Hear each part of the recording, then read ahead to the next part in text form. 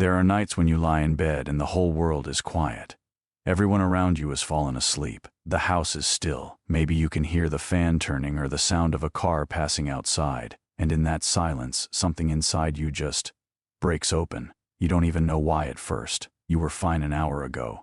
You were making tea, scrolling your phone, responding to someone's message with a smiley face. And now here you are, in the dark, with tears running down the side of your face into your pillow, trying not to make a sound. And the strangest part is you're not even sure what you're crying about. That's the thing nobody talks about. They talk about grief when someone dies.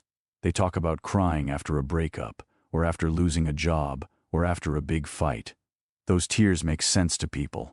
Those tears have a story you can tell. But what about the tears that have no story? What about the exhaustion that has no single cause? What about the feeling of being so tired, not of your circumstances, not of other people, but of yourself?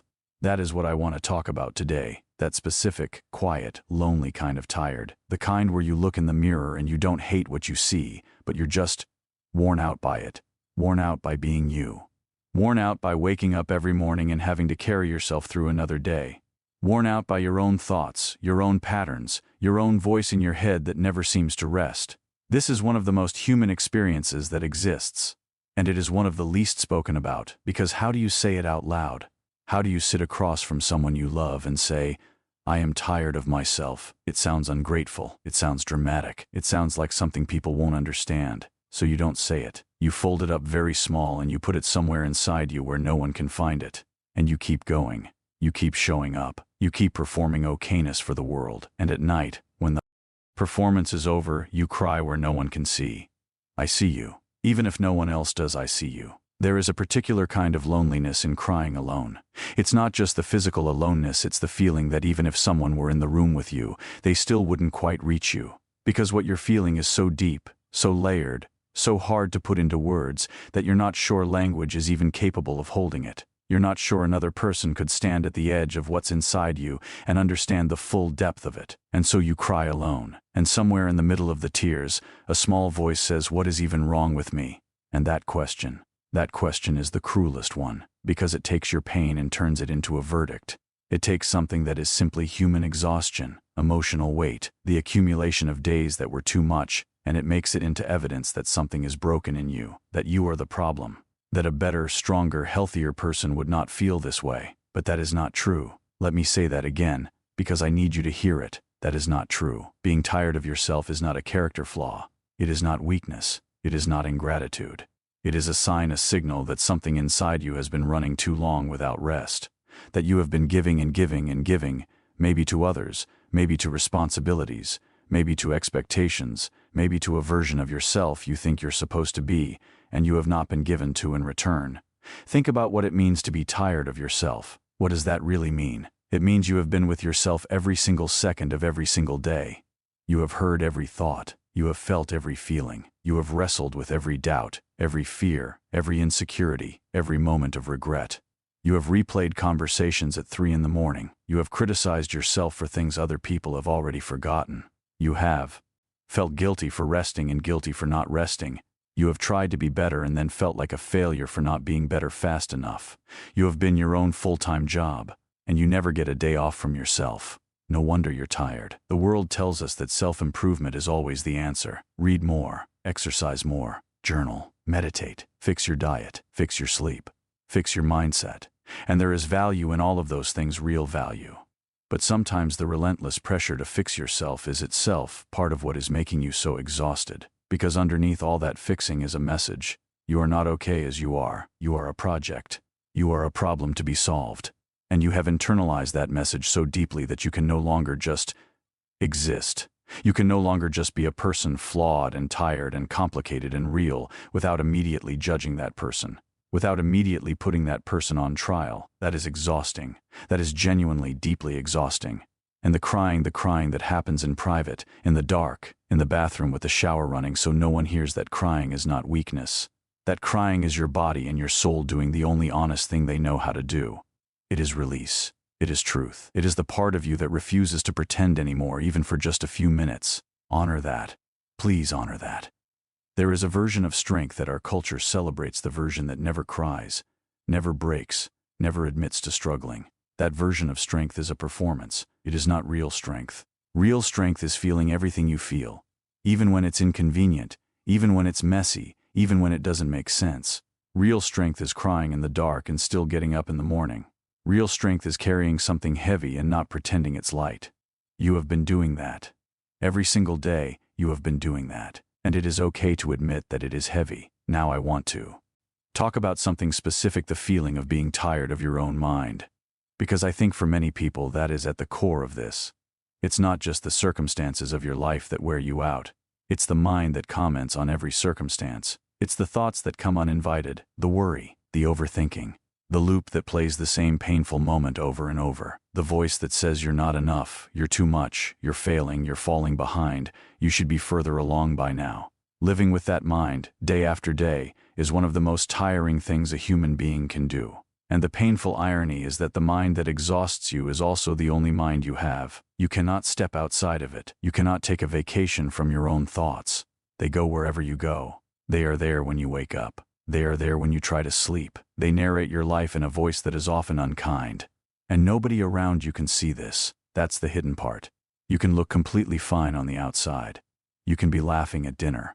You can be productive at work. You can be present for the people who need you. And inside, a storm is going. Inside, you are so tired that you don't know how you're still standing. And at night, alone, the storm finally gets to come out, and it comes out in tears. I want you to know that this experience, this specific invisible exhaustion, is shared by more people than you can possibly imagine. The person you think has everything together is crying in private too. The person whose life looks perfect on the outside has moments in the dark where they ask, "How long can I keep going like this?" You are not the only one. You have never been the only one. But knowing that doesn't always make it easier, does it? Because your pain is still your pain. It lives in your body. It keeps you awake in your bed. And knowing that others feel it too doesn't automatically take it away. So what do you do with it? First, you let yourself feel it completely, without judgment, without rushing to fix it or explain it or make it go away. You sit with the tiredness and you say, "This is real. This is here. I am not going to pretend otherwise." That is not giving up. That is the very first act of honesty with yourself that you may have allowed in a long time. Second, you get curious instead of critical. Instead of asking, "What is wrong with me?" ask, "What is this telling me?" Because your exhaustion is a message. Your tears are a message, not a verdict, a message. And messages deserve to be listened to, not punished.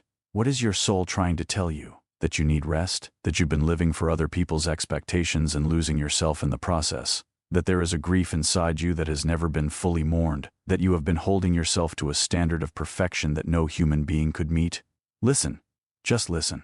Third, you practice the smallest possible acts of gentleness toward yourself, not grand gestures, not a complete life overhaul, just small moments of treating yourself the way you would treat someone you love who was going through the same thing. If your closest friend came to you and said, "I am so tired, I cry at night and I don't even know why," you would not say to them, "What is wrong with you? Why can't you get it together?" You would sit with them. You would hold space. You would say, "I'm here. It's okay. You're not alone." Give yourself even a fraction of that grace. Fourth, and this one is hard, consider letting one person in. Just one. You don't have to explain everything. You don't have to have the words fully formed. You can say simply, "I've been having a hard time. I'm struggling more than I let on." That one sentence, said to the right person, can break something open in a good way. Connection, real, honest connection, is one of the most powerful forces against the kind of loneliness that hides inside private tears. You were not meant to carry all of this alone. None of us were. And if you feel like there is no one, if you feel like you have looked around at your life and found no one safe enough to be honest with, then that itself is important information. It means that building even one safe relationship needs to be a priority, not because you are broken and need fixing, but because human beings need each other. That is not weakness. That is biology. That is simply what we are. There is also something I want to say about the night specifically, because the night has a particular quality to it. The darkness, the silence, the absence of distraction, they strip away all the armor you've been wearing all day.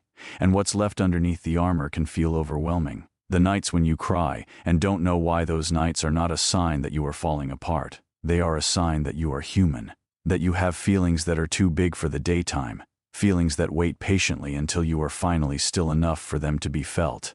Feel them. Let them move through you. Tears are not the enemy. Tears are released. They are your nervous system doing exactly what it was designed to do, processing emotional weight so that you don't have to carry all of it in your body forever. After the tears, after the quiet, after the storm passes, notice what remains. Often after we cry, there is a strange calm, a hollowed-out feeling that is somehow lighter than what came before. That is your body having done real work. That is not nothing. That is something. You are not falling apart. You are processing. You are surviving something that has no name, and you are doing it every single night, and you are still here. The fact that you are still here, still trying, still feeling, still getting up, that matters. That is not small. That is everything. I want to close by saying this. The version of you that cries in the dark is not your broken version. It is not the version you need to hide. It is one of the most real, most honest, most tender versions of you that exists. That version deserves to be known, not just by others but by you. Get to know that version of yourself. Sit with them. Don't rush them out of the room the moment the tears stop. Ask them what they need. Ask them what they've been trying to say. They have been waiting a long time to be heard. You are tired. Yes, of course you are. You have been carrying so much for so long, so quietly, so alone. And that tiredness is valid. It is real. It is not a flaw in your character. It is evidence of how much you have endured. But tired is not the end of the story. Tired is a place you pass through. And on the other side of this exhaustion, when you have finally rested, truly rested, when you have finally let yourself be seen, when you have finally stopped punishing yourself for being human, on the other side of all of this, there is something that has been waiting for you. Peace. Not the performance of peace, not the pretending, the real kind, the quiet kind, the kind that doesn't need to be explained or defended, the kind that knows you are enough, exactly as you are, tired and tearful and trying. You are going to be okay. Not because everything is going to suddenly be easy, not because the nights won't still be hard sometimes, but because you are still here, you are still feeling, you are still in your own quiet way, reaching towards something better. And that reaching, even when it looks like crying in the dark, is one of the bravest things a human being can do.